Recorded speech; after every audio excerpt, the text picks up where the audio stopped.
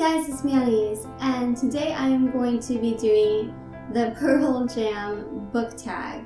This was created by Estrada, so I'm going to link his book tag thing down there so that you can see what he said.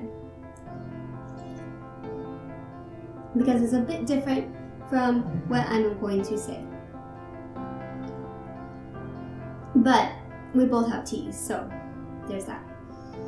Number 1. Mind your manners. Who is the rudest character you've ever read? I don't know why this one threw me for a loop. I had to think about it.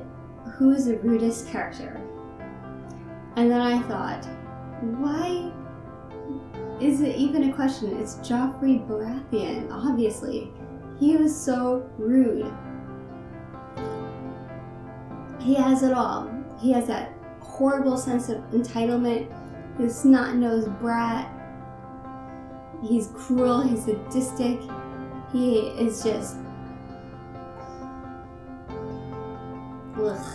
Anyway, him. Rude. Number 2, Immortality. What author did you get to know after they passed away? There are so many authors because there's a lot of dead people. But I'm going to pick Nietzsche. Definitely dead after I read his stuff. I don't know why that made me laugh. That's terrible. But I hope that he would like my gallows humor. Okay. Now that I feel really awkward, we're gonna move on to daughter. What character would you love having as a daughter? He said Coraline from Neil Gaiman, which is a great answer, and the thing about it is I have a very difficult time imagining having a daughter or a son or a child that isn't a fish.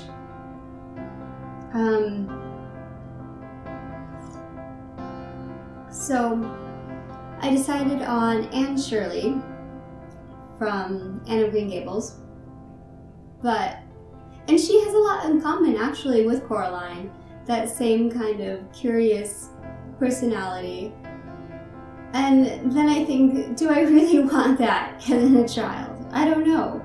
Because on the one hand, you'd have a bunch of adventures that you'd have to deal with. But on the other hand, you'd have a bunch of adventures that you'd have to deal with. So, selfishly, would it be better to have a child that's kind of like a rock and that just doesn't give you any trouble at all, just sits there? But probably not, huh? So, I picked Anne Shirley.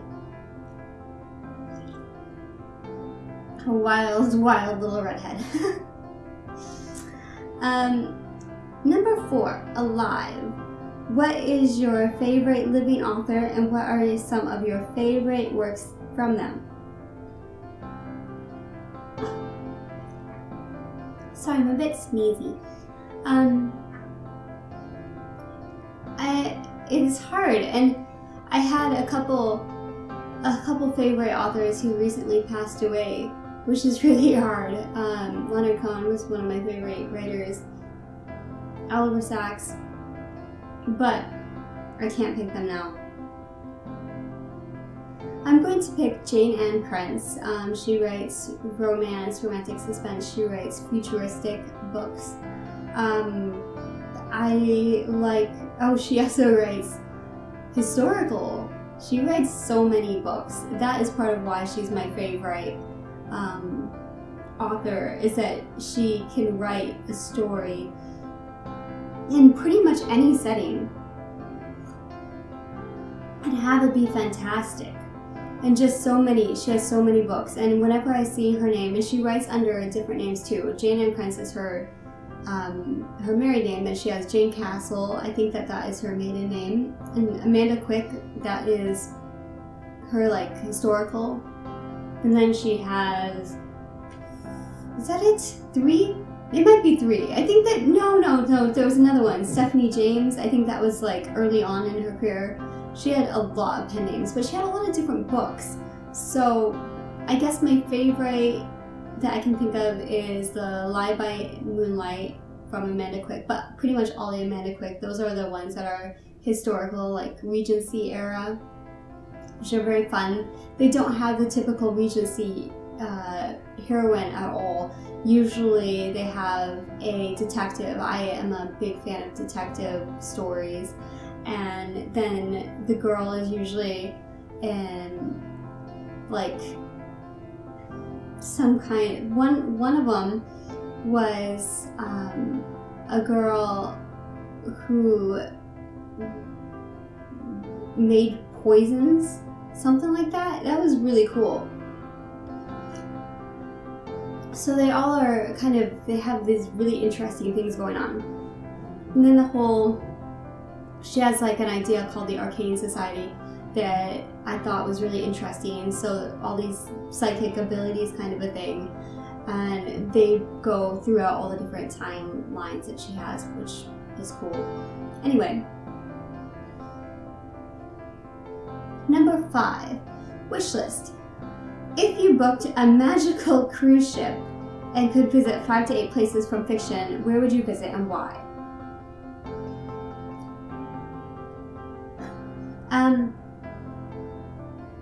Most of the places I read about I wouldn't want to visit, especially the historical places, because they suck for women. Let's just get that out of the way. There's no way I want to go to the Game of Thrones world. So many books that I love reading that there is just no way. Just no way. I just wouldn't want to deal with that. So, the Harry Potter world, but not well. People were trying to kill me. The Little Prince, all the little planets that he visits, that would be cool. The London Underground from Neverwhere that Neil Gaiman wrote about, I think that would be neat.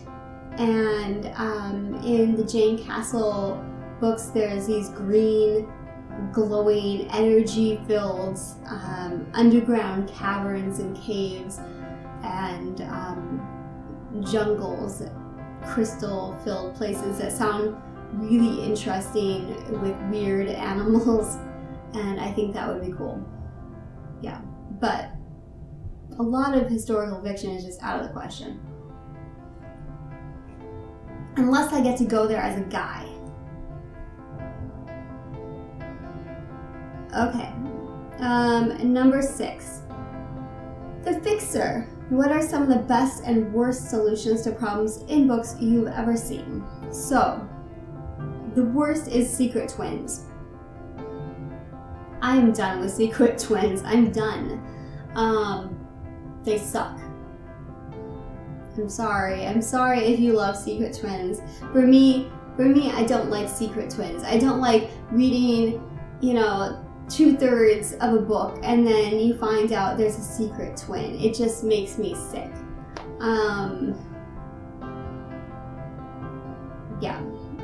So with that, perfect disguises, like anybody can be anyone else. So there doesn't have to be any continuity at all if the disguise is that good. So that can be problematic.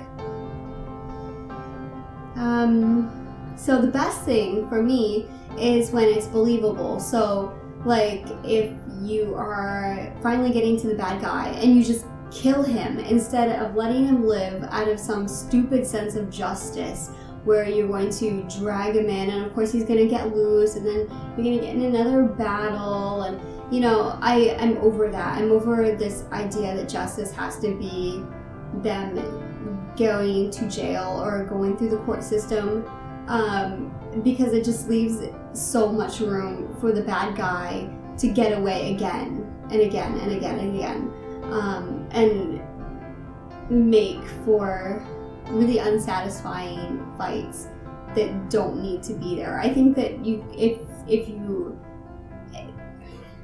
you have the bad guy there, just kill him.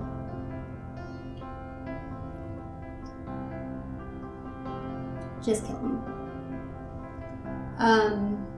Number 7. Present tense. what are you currently reading? I am currently reading Melkorka by Joshua Robertson.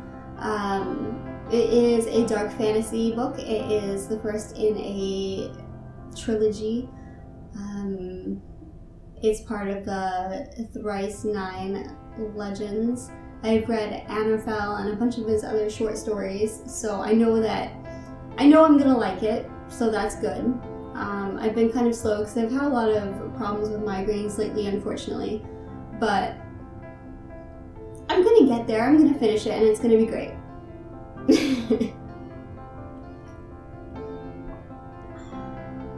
Number 8, Love Boat Captain. Who are some of your favorite protagonists who are born leaders?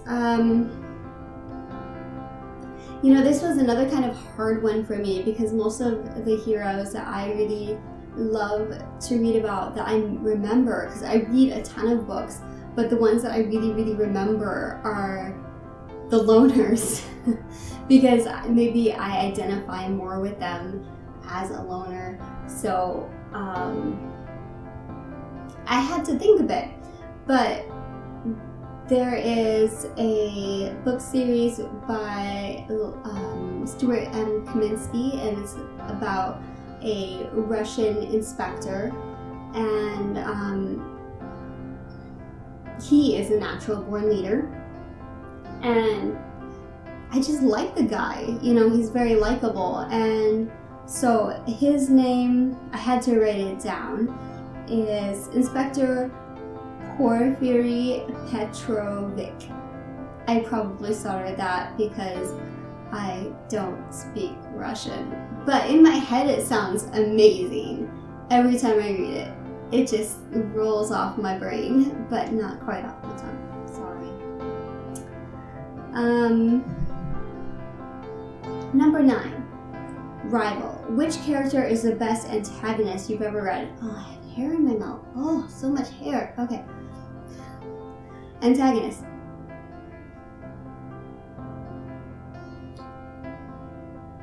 Dolores Umbridge from Harry Potter. I like any character that's like her, where you have this person who's coming from a very, sometimes maternal, or like from a place of, I am doing this for your own good. Anytime somebody justifies dark, dastardly deeds from a standpoint of it's for your own good or if it's for the right thing to do, those are the best evil people to me. Better than just plain old obsession or anything like that. I really like when the bad guy has justified it to themselves and is willing to justify it to anybody who will listen, and has kitten plates everywhere, and all of this softness to kind of complement their evilness. I like the evil villains who are very well dressed and meticulous. But mostly I really like when they think they're doing the right thing, and so that's why they are so diligent about their evil. Okay, number 10, Worldwide Suicide. What's your favorite dystopian book? That would be Wool by Hugh Howey. That is a really interesting book. I had not heard of that before I was recommended to read it by my friend Parky at Parky Games. And it was super interesting. Just the idea of, after pretty much everybody's been wiped out and the remaining people are left in these big silos, and that's where they're living, and so there are all these different levels of people, and on each level are people with a different job, and each job has to be done so that society can function. I found it fascinating. Just really well written, and the concept was really well done, and yeah, I just really liked it. It was very different than all the other dystopian books that I'd read recently. So that. Okay, well, there you have it. That is the whole tagaroo. Tagaroo. I thought it was fun. I'm gonna finish my tea. I hope that you have tea too, and I will talk to you next time. Goodbye.